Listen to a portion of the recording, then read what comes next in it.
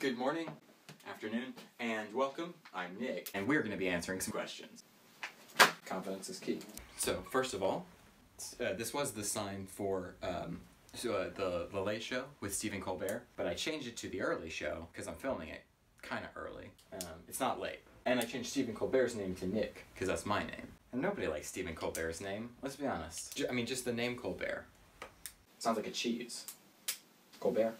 I mean, that boy sounds like a cheese. Anyway, the point of it is, the homework is already hard enough as it is. And then doing homework on a computer instead of being able to do it in class is hard. And then being in quarantine and having homework that only your family members can help you with, because they're the only ones around, is a nightmare. I'm here to get crack-a-lackin' on some learning. Because it's about time. When I was a kid, like a younger kid, I always thought that there ought to be a, sit-down, informational, really good talk show, like a sophisticated talk show, desk show, for kids that was made for me to keep myself informed. You know, every kid's dream, right? That's why it turned out like this. That's the kind of kid I was. So, before we get started, real quick, we need to, I think, check in with our weather correspondent, me from the future. Take it away, me from the future. What's our weather looking like today? Yeah. I don't know. Feels pretty nice, I think. Whoa! Thank you for that update. Let's get crack-a-lackin'. We gotta answer some questions. We gotta answer one question specifically. And let's do it. Today's question is a history question. The question asker on Yahoo Answers was Bet Cheese, and they have quite a question. They asked, what was the Boston Tea Party? And that's a good question. Notice, first of all, how I'm drinking tea today. This is actually just a coincidence. I usually drink tea, but we're talking about tea. I think we're spilling some tea. It's historical tea, so it's not, but it's tea. HT. So to get started answering the question about the Boston Tea Party, you have to set up some context. First of all, tea in the late 1700s, very popular stuff. Just to help put this into perspective, every man, woman, and child in England drank 300 cups of tea every year. That's rounding out to be somewhere around a cup a day. Can't relate. In America, which at the time was a colony and it was owned by England, they were drinking over 1 million pounds of tea every year as a country, not individually. That would be wild. So England decided to raise taxes on things like tea, which means they were going to make Americans pay more when they purchased the tea.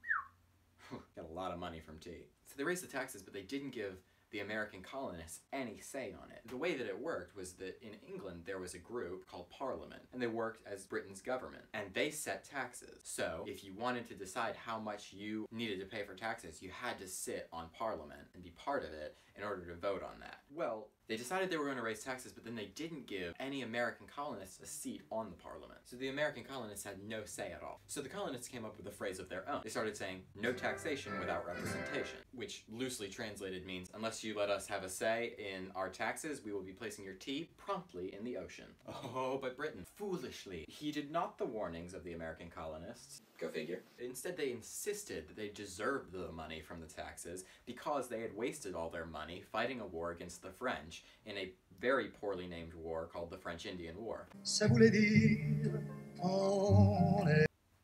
1767 comes around. Britain started taxing all sorts of stuff, and they didn't give Americans any say in that at all. It made us angry. This begun the long-standing American tradition of throwing temper tantrums when we get angry. We do it all the time. I'll be honest with you though, it is good tea.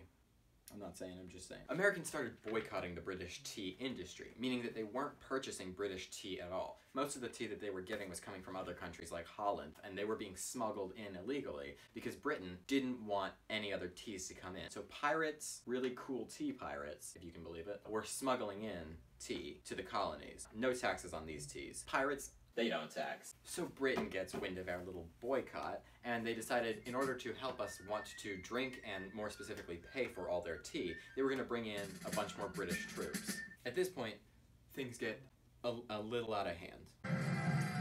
The Redcoats, which are what we call British soldiers at the time, who were brought in to help enforce the taxes, opened fire on a mob in Boston, killing several people in what we know today as the Boston Massacre.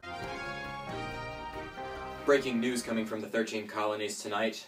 People in Boston are angry as usual. They're always angry. So, one truly awful night in Boston on 1773. About 1,000 Bostonians, or Boston babies, if you want to call them that, crowded into a small wooden church that is just screaming fire hazard to me. They're all just sitting around waiting until a captain of one of those cargo-carrying tea ships approaches the stage and declares that he was not allowed to leave the Boston harbor until all of the tea had been taken off of his ship. Well, our favorite guy, Samuel Adams, had a very clever and very passive-aggressive idea about what they could do with the tea. The Boston harbor. About 50 men, some of whom were dressed up as Native Americans, stormed Griffin's Wharf in Boston, moseyed on up to the 3 cargo ships that were carrying tea, and threw a grand total of 340 tea chests right overboard. Obviously, Britain finds out, somebody snitches, plus there's no tea on the ships and the water's brown. Britain is furious that all of the tea has been cast overboard, so they decide to retaliate by sending even more British troops to continue to massacre the American colonists. It's very violent. This continues for a little bit longer. So to settle it and stop them from attacking, Boston agrees to compensate the British East India Company, who is selling the tea, for all of the amount of money that they basically threw into the ocean. But they never got the chance to pay that money because Boston, Massachusetts, had some friends to the north and south, Virginia and Pennsylvania, that decided that they would rather go to war about it, in a little jig we like to call the American Revolution.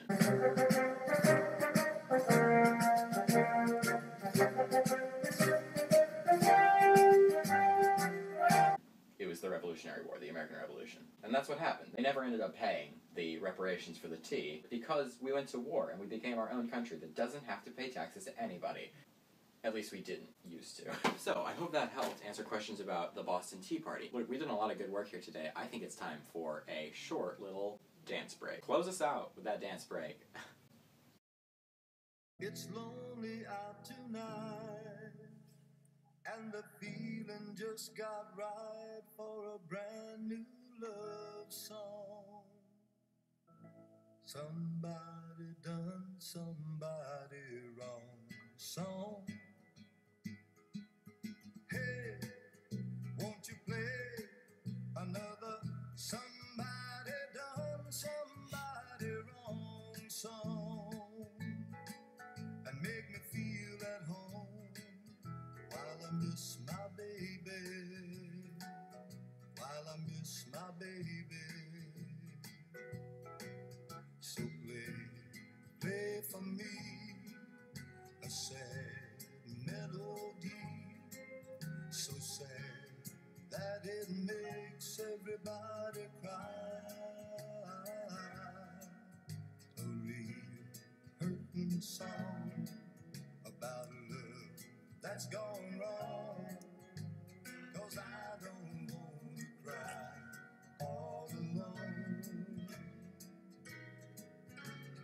Hey, won't you play another somebody done somebody wrong song, and make me feel at home while I miss my baby,